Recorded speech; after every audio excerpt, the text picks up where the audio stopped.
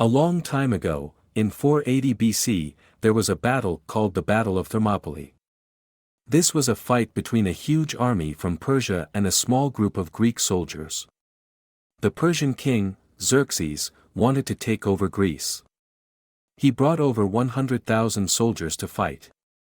The Greeks had only 7,000 soldiers. The Greek leader was a king named Leonidas from Sparta. He knew his army was small, but he was very brave. The battle took place in a narrow pass called Thermopylae. The pass was so small that the big Persian army could not all fight at once. Leonidas used this to his advantage. For 2 days, the Greeks fought very hard and stopped the Persian army. Even though the Persians were many, they could not win.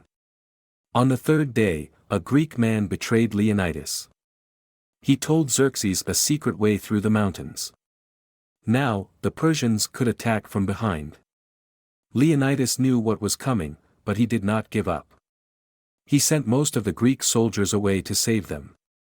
He and 300 Spartans stayed to fight. They fought bravely until the end, but they were all killed.